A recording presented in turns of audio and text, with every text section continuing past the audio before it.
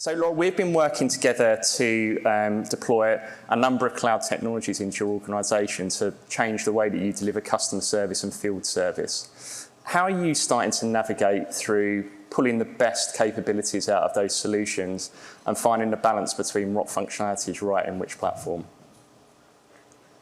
That's a really good question.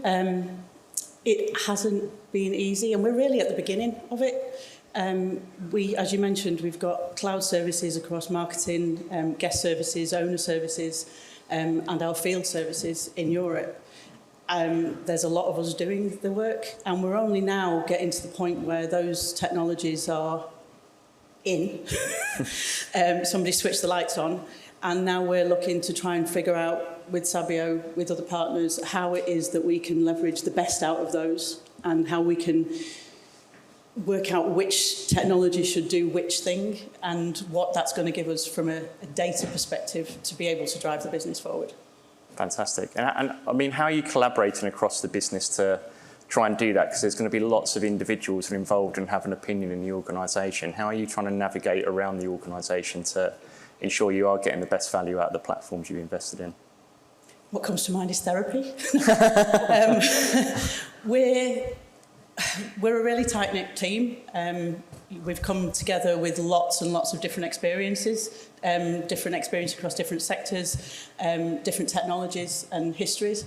It's a challenge. It's always a challenge to get lots of people working together, but we have the common goal of our customers and understanding how we can improve their lives to, be that our owners, ensuring that they're getting the best quality from us, and also our travellers that are staying with us in all of our properties are getting, what they need when they need it, as quick as they want it, basically. I love that. And where do you think some of your biggest successes have been over the last 12 months? Biggest successes? You didn't tell me you were going to ask me that. I think we've developed SOM, which it could sound like it's an unfortunate name for a product, but it's our field services in Europe, where we're able to we have to clean the properties and we have to manage them. So if somebody contacts us to tell us they've got a horse in the pool, which is one of our favourites, then we'll have to come back to that, Laura. We're able to react to that really quickly. Now, that is still in rollout, but it's been a hard journey. I can't take any of the credit for that. I'm not the person that did that. But that's been will be one of the greatest successes within our business that we've done from a technology perspective. Fantastic. Brett, I'll move on to you next, if that's okay, because Zuto really exploded onto the scene over the last few years around trying to make the whole process of financing the car much more engaging customer experience. You've taken a slightly different approach to this, where you're building a platform from the ground up using an open API framework. What made you take that approach, and what are some of the successes you're seeing out of that? Thanks, Danny. For us, having building the tech in-house, it's been really crucial. Two of the things we really try and live by are fail fast and keep it simple. And having the tech team there means, when we're looking at the customer journey and we can see the pain points, we can make rapid prototypes for any solutions we come up with, and we can get it in front of our contact centre staff as quickly as possible. Because they're the subject matter experts, to be honest. They, day in, day out, they're dealing with our customers. They know the journey better than anyone. So very quickly, we can find out if our proposed solutions are working, or if there's any recommendations that need to be made, or any changes. Just having all of that together and having that relationship between the tech and the contact centre staff has proved really, really vital. As for the keep it simple side, I know AI is the big thing at the moment. But for us, a lot of our solutions that don't need AI, I think it can get lost in the heights of AI, but like UX, having a solid UX is so important now for us and for our customers, just helping them on the journey.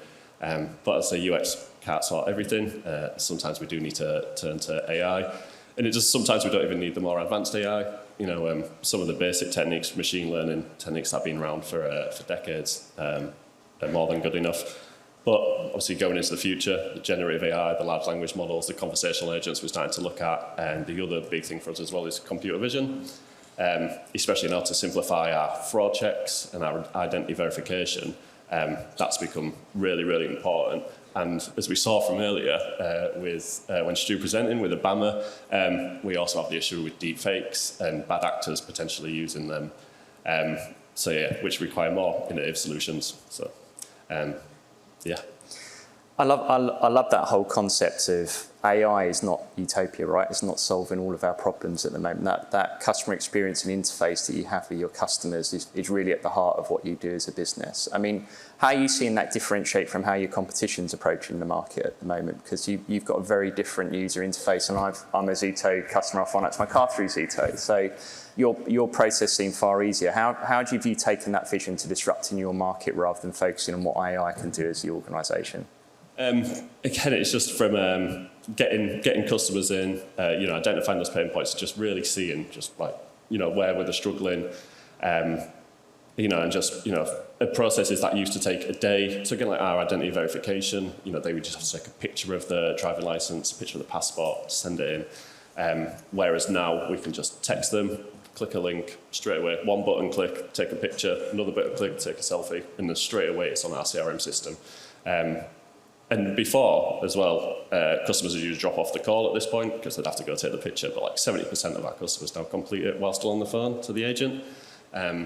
So yeah, it's huge win from that, and that's a no edge just from better UX. Thank you, Brett. Andres, can I come to you next? Because I love the way that Transcom describe yourself as CX fanatics. I think we've got a lot of synergy there, and you're really looking to use that to differentiate yourself in quite a competitive outsourcing market. What I'm really interested to understand, like how you're taking the approach of integrating AI into your organisation to give you the edge over what is quite a competitive field to operate in. Yeah, I mean, AI is definitely a disruption to our whole industry, especially generative AI. I mean, we've tried as you said, customer experience fanatics, really focusing on providing the best possible customer experience for all of our customers, all of our clients' customers, and we're doing like millions of interactions on a daily basis. So, and every single interaction matters. AI really enables our advisors to provide a better customer experience. We've tried, and we are using some of the agent assists. We've done automations for voice as well as chatbots. What we've really found and what we're really focusing right now is the generative AI-enabled machine translation. I mean, translation technology has been around for quite so many years now, but really generative AI has just put it to a completely different level. So now we have basically advisors all over the world, and as basically Obama said, this AI is really democratizing the whole industry. If I don't speak a language, let's say Swedish, but I want to be a Swedish language speaker or Swedish support agent, I can do now with the technology enabling me both on text or on chat as well as on voice front, which is really amazing, and it's really in infancy at the moment, and why maturity is getting why the technology is getting more and more mature every single year. We are already investing right now, and we have huge world leader names who are jumping on board in this journey. I think that's a really interesting point you talked about. It's actually some of the capabilities you're enhancing and taking on board at the moment have been around for a number of years, but the point of entry has become easier from an AI perspective. I'm kind of interested in, like, you deal with some of the biggest brands in the world, PayPal being a key customer. How are you taking that message to your customers to talk about how you're going to revolutionize CX within their organisation? I mean, our clients, most of our clients understands that this is a win-win situation. This is a win-win-win situation, in fact, because it's a win for our clients. They can better engage their customers. They can open in geographies, but they were not present before. They don't need to hire 0.1 FTE of African speaker, for example, if you need that. With your existing stuff, you can enable those languages, which is really amazing, really from the business perspective. From the customer experience perspective, I have my personal experience moving to Spain like 18 years ago, not speaking a word of Spanish. And you can imagine that my customer service conversation were quite clunky, especially considering that in Spain in general, most of the people, most of the companies don't speak other languages either. So it was quite a challenge at that point. And again, that's something what we're trying to disrupt, something what we're trying to improve. And again, we can jump into this field, or clients understand, and our clients, customers do appreciate that even if it's not a native speaker, even if it's technology, and even if it might take some time, or it's an additional few seconds for the machine to do the translation, it's still much better than waiting on the queue for long minutes or more.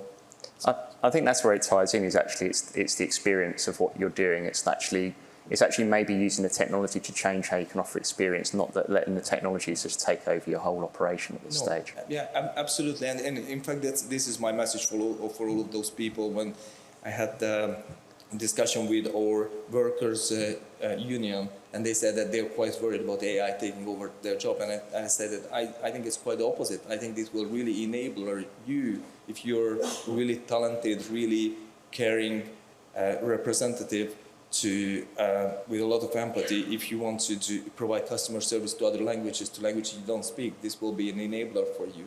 So I think it's really disruptive, but it's really great innovation, which at the end of the day, it's really technology, but then at the end of the day, it's really all of those other cultural elements what we're adding on top of that as part of the process, such as the cultural training and learning, to make sure that we offer a complete package, which eventually enables and improves the customer experience.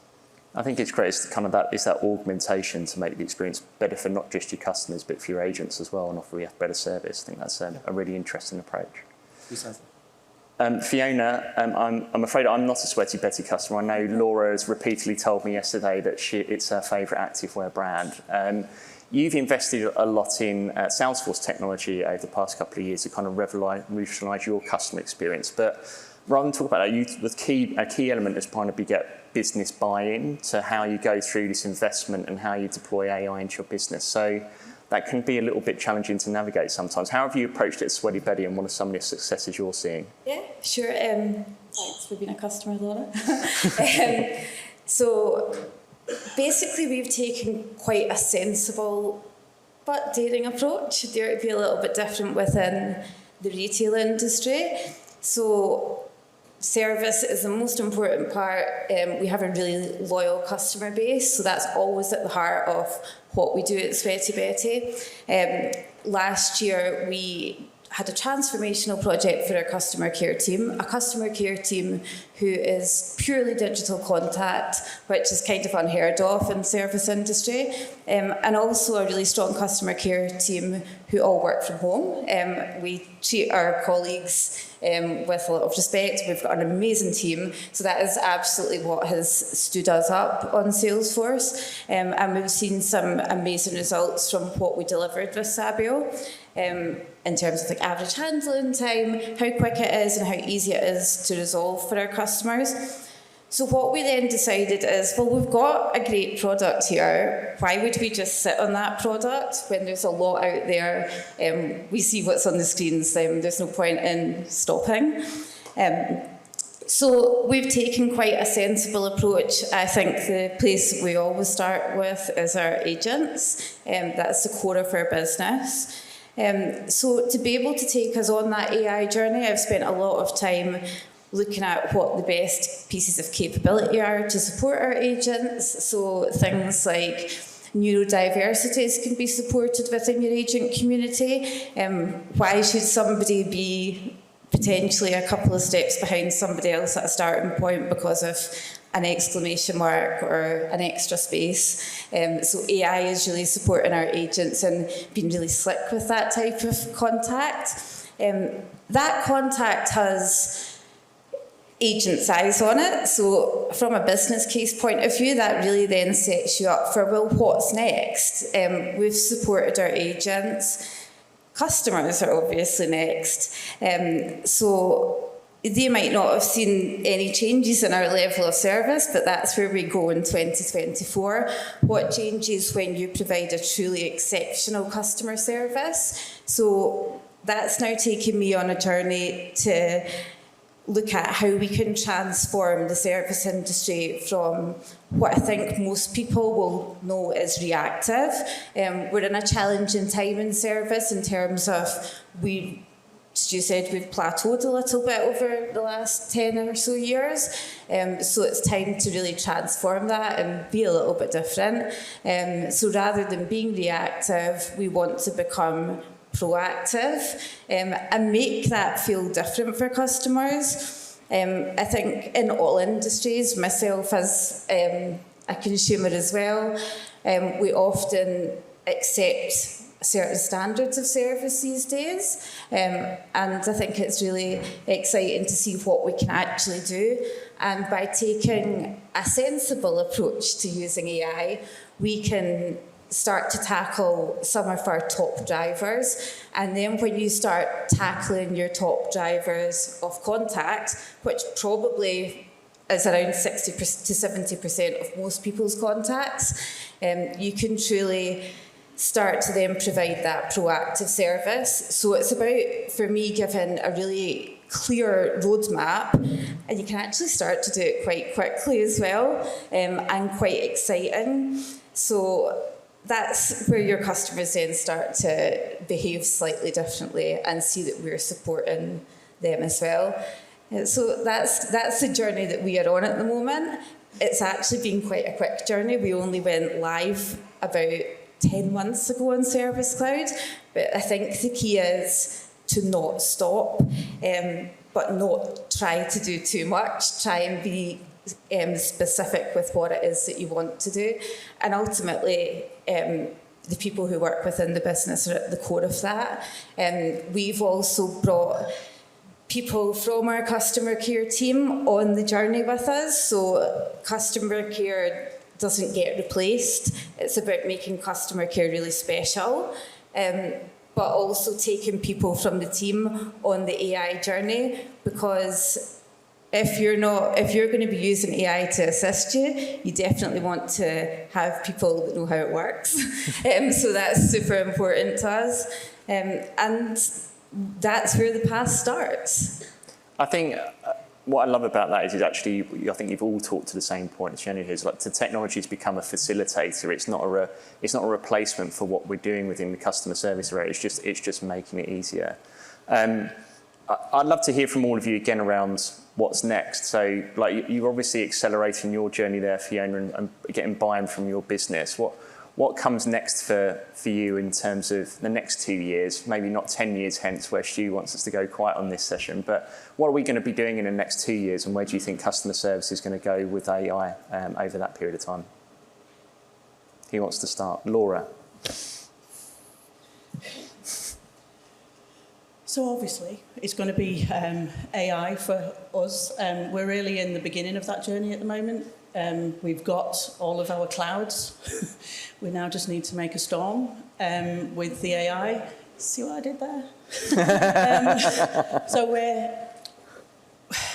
we need, understanding the customer is the absolute key. You kind of mentioned it, and what AI could give us is the ability to learn that quite quickly.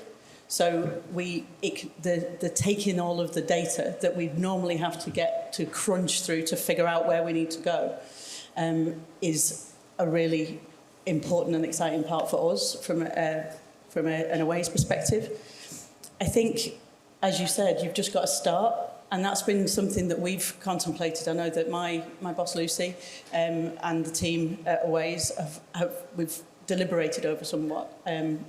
But again, it's just starting somewhere, starting small, and then just picking it up. And we're all constantly learning. You keep thinking you read something and you think, right, I've got it, I'm going in, I'm going to have this meeting, and then somebody else has read something that's newer that was only issued 20 minutes ago, and it's just it's accepting that it's going to go at a great big pace and just accepting where you are, I think. Or for me it is anyway.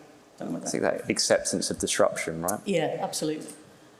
Andres, go. Yes, I can just add to that technology is really evolving, and it's really developing at the speed of light. I mean, we are seeing that these disruptions are happening like almost on a daily basis. Whatever is the latest and greatest today will be obsolete by tomorrow.